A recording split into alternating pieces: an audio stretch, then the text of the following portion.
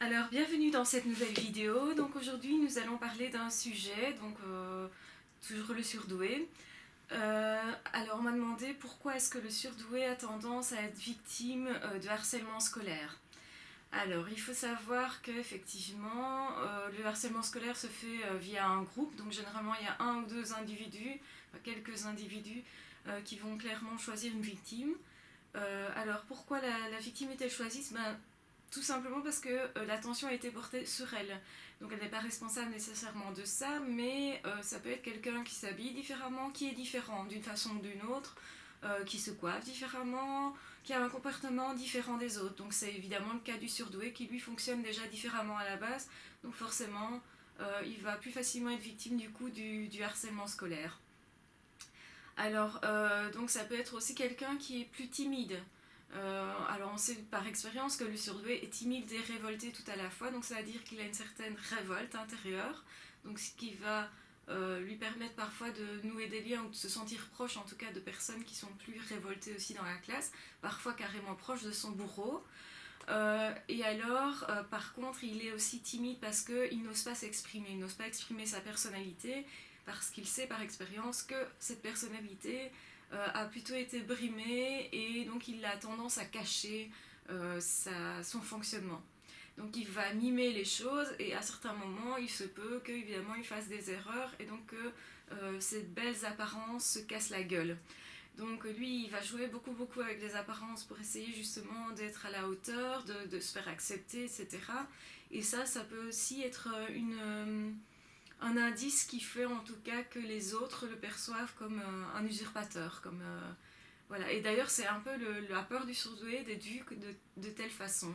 Le surdoué voudrait bien être tout à fait authentique, mais il sait qu'il ne peut pas, parce que s'il le fait, il ne peut pas le faire avec tout le monde.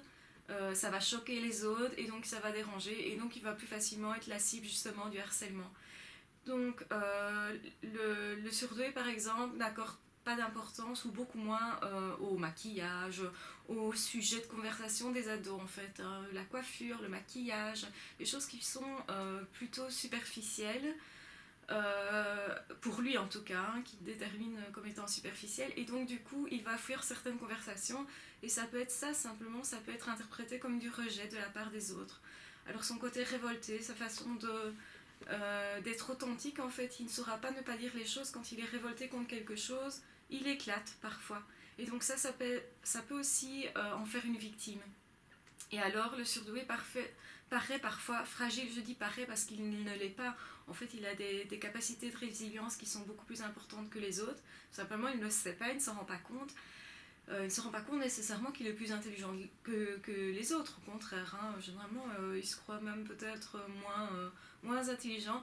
Il peut paraître maladroit physiquement. Il y a certaines personnes qui ont des grandes aptitudes manuelles. Généralement, ça se présente un petit peu plus tard alors. Mais en tout cas, enfant, il peut être maladroit, ne pas comprendre comment faire un nœud papillon pour les chaussures, être maladroit à la gym, donc ce qui va en faire une cible potentielle. Évidemment, si en plus vous rajoutez à ça d'autres critères physiques, si en plus il est roux, si en plus il est plus petit que les autres, ou plus jeune que les autres, plus fragile physiquement, plus menu, tout ça peut en faire une cible potentielle. Donc il y a d'autres critères qui vont venir s'ajouter, c'est pas uniquement le fait d'être surdoué ou pas qui va faire qu'il va être une cible. Mais par contre, le fait qu'un surdoué ne se défende pas, puisque la plupart du temps il essaye de parler, il va pas jeter des coups physiques, donc il a plus de mal à ce niveau-là, et bien donc il se défendra moins, et donc du coup la personne qui cherchait une victime pour se défouler, par jeu parfois, hein, parce qu'il s'ennuie ou parce que c'est un besoin, et donc dans ce cas-là, il va plus facilement prendre quelqu'un qui ne se défend pas, c'est plus pratique. Donc le surdoué, lui, va chercher plutôt à comprendre l'autre, puisqu'il est très empathique, il va l'excuser, et donc c'est pour ça aussi que ça en fait une bonne cible pour la manipulation de façon générale, même le harcèlement général aussi, donc scolaire forcément. Voilà, donc je pense avoir répondu à votre question. Je vous remercie de m'avoir écouté, et si vous avez aimé la vidéo, n'hésitez pas à la partager ou à en parler. Une très bonne journée.